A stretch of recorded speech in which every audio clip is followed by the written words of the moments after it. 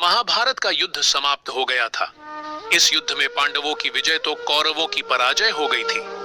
भीम ने भगवान श्री कृष्ण की मदद और छल का सहारा लेकर दुर्योधन की जंघा को तोड़ दिया था, जिस कारण दुर्योधन अपने रक्त में डूबा कुरुक्षेत्र की उस रणभूमि में पड़ा जिंदगी और मृत्यु के बीच झूल रहा था। भीम ने भले ही दुर्योधन की जंघा को तोड़ दिया था, लेकिन वो दुर्योधन की हिम्मत को नहीं तोड़ पाया था। कुरुक्षेत्र की रणभूमि में लहूलुहान पड़ा दुर्योधन अब भी युद्ध के बारे में सोच रहा था कि तभी द्रोणाचार्य पुत्र अश्वत्थामा, कुलगुरु कृपाचार्य और कृतवर्मा दुर्योधन से मिलने आते हैं। अपने मित्र दुर्योधन को रक्त में सना और दर्द से कराहते हुए देख अश्वत्थामा भावुक हो जाते हैं। अश्वत्थामा को रोते हुए देख दुर्योधन ने कहा, रोते क्यों हो गुरुपुत्र? ये घाव से बहता हुआ लहू और ये पीड़ा, हे मित्र, यही तो वीरों की संपत्ति है। इन्हें देखकर विलाप मत करो, बल्कि मुझे बधाई दो कि तुम्हारा मित्र दुर्योधन भी कपट और अनैतिकता के उसी शस्त्र से मारा गया जिससे गुरुदेव मारे गए थे। मेरे लिए पीड़ा के ये पल गर्व के पल है मित्र, इसलिए रो मत। मुझे बधाई दो मित्र। यह सुनकर अश्वत्थामा ने कहा, हे मित्र, युद्ध में चाहे विजय हो चाहे पराजय, मैं विजय में भी तुम्हारे साथ था और अब पराजय में भी तुम्हारे साथ हूं। और तुम ये ना समझो कि तुम्हारे पास अभी सेना नहीं है। तुम्हारी सेना में अभी 3 महान योद्धा हैं, कुलगुरु कृपाचार्य, महान योद्धा कृतवर्मा और स्वयं मैं। दुर्योधन दर्द में कराहते हुए बोला, मित्र, भले ही मेरे पास कोई राज्य नहीं है और ना ही कोई सेना शेष है, फिर भी हे मित्र, ये युद्ध अभी समाप्त नहीं हुआ है। जब तक मैं जीवित हूं, ये युद्ध समाप्त हो ही नहीं सकता। मैं दुर्योधन इस रात्रि को साक्षी मानकर गुरुपुत्र अश्वत्थामा को अपना प्रधान सेनापति नियुक्त करता हूं।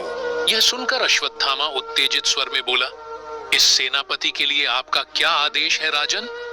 इस पर दुर्योधन ने क्रोधित स्वर में कहा, मुझे पांडवों के कटे हुए शीश चाहिए अश्वत्थामा। मेरे मरने से पहले मुझे पांडवों के कटे हुए शीश दिखला दे अश्वत्थामा। मैं तब तक किसी न किसी तरह अपने जीवन की डोरी को पकड़े रखूंगा, परंतु हे मित्र, शीघ्र करना, क्योंकि अब मेरी भुजाओं में इतना बल नहीं रह गया है जितना हुआ करता था। अतः मैं जीवन की डोरी को देर तक पकड़कर नहीं रख पाऊंगा। अश्वत्थामा बोला, चिंता मत करो मित्र, मैं इसी समय पांडवों पर आक्रमण करूंगा। यह सुन कृपाचार्य बोले, इस समय आक्रमण करोगे? अश्वत्थामा, ये तुम क्या कह रहे हो? क्या तुम युद्ध की मर्यादा का उल्लंघन करोगे? इस पर अश्वत्थामा क्रोधित स्वर में बोला, जब वे पांडव युद्ध की मर्यादा का उल्लंघन कर सकते हैं तो मैं क्यों नहीं कर सकता? हे आचार्य, क्या आप भूल गए हैं कि उन्होंने किस प्रकार छल द्वारा मेरे पिताश्री को निहत्था करके मारा था? और क्या आप उनकी छल से भरी रणनीति के इस प्रतीक को नहीं देख रहे हैं, जो आज अपने रक्त में नहाया, इस रणभूमि में पड़ा, अपने जीवन की आखिरी सांसें गिन रहा है? हे आचार्य, इस युद्ध में हम सभी मर्यादाओं को बहुत पीछे छोड़ आए हैं। पांडव मेरे ऋणी हैं और उन्हें अपने प्राण देकर मेरा ये ऋण चुकाना पड़ेगा। हे मित्र दुर्योधन, मैं वचन देता हूं कि सूर्योदय होने से पहले मैं तुम्हें 5 पांडवों के सर लाकर दूंगा। अब मुझे आज्ञा दो मित्र। अश्वत्थामा दुर्योधन से आज्ञा लेकर पांडवों के शिविर की ओर चल पड़ता है। पांडवों के शिविर के चारों तरफ अंधेरा था, जिसका लाभ उठाकर अश्वत्थामा पांडवों के शिविर में प्रवेश कर जाता है और एक एक करके सोए हुए 5 पांडवों के सर को उनके धड़ से अलग कर देता है।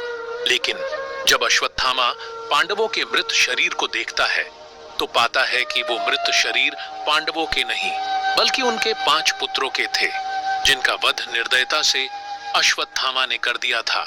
मृत शरीर को देखकर अश्वत्थामा विलाप करने लगता है और कहता है कि ये मैंने क्या किया है? मैंने 5 बालकों का वध कर डाला। मेरे हाथों ये क्या अनर्थ हो गया? मैंने तो दुर्योधन को वचन दिया था कि सूर्योदय होने से पहले मैं उसे 5 पांडवों के सर लाकर दूंगा। अब मैं दुर्योधन को क्या उत्तर दूंगा? यह सोचते हुए अश्वत्थामा दुर्योधन के पास पहुंचा और बोला, मैं आ गया हूं मित्र, और अपने साथ पांडवों के 5 सर लाया हूं। यह सुनकर दुर्योधन बहुत प्रसन्न हुआ और बोला, हे मित्र, तुम्हारा धन्यवाद देने के लिए मेरे पास शब्द नहीं है। मरते हुए अपने इस मित्र का नतमस्तक प्रणाम स्वीकार करो और मुझे सबसे पहले उस अभिमानी भीम का सर लाकर दो। अश्वत्थामा ने कहा, लो मित्र, उस अभिमानी भीम का सर। दुर्योधन भीम के सर को हाथ में लेकर इतने जोर से दबाता है कि वो सर चूर चूर होकर पृथ्वी पर गिर जाता है।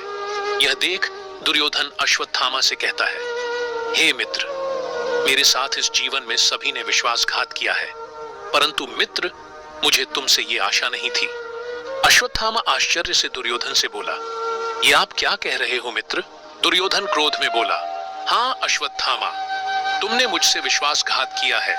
जो सर इन घायल हाथों में अधमरी शक्ति से इतनी सरलता से चूर चूर हो जाए, वो महाबली भीमसेन का सर नहीं हो सकता। तुमने मुझे धोखा दिया है मित्र। बताओ, ये किसका सर था? तुम किसका सर लेकर आए हो? अश्वत्थामा ने धीमे स्वर में कहा, मैं जब शिविर में पहुंचा तब तक पांडव वहां से जा चुके थे। मैं उनका पीछा भी करता तो उन्हें मार नहीं सकता था, क्योंकि वासुदेव उनके साथ थे। यह सुन दुर्योधन ने अश्वत्थामा से पूछा, तो फिर ये 5 सर किसके हैं गुरुपुत्र? अश्वत्थामा ने उत्तर दिया, ये 5 सर उन अधर्मी पांडवों के पुत्रों के हैं। मैंने उनके 5 पुत्रों का वध कर डाला है। यह सुनकर दुर्योधन गंभीर स्वर में बोला, ये तुमने क्या किया गुरुपुत्र? तुमने तो वो पाप किया है जो मेरी जंघा तोड़कर भीम ने भी नहीं किया था।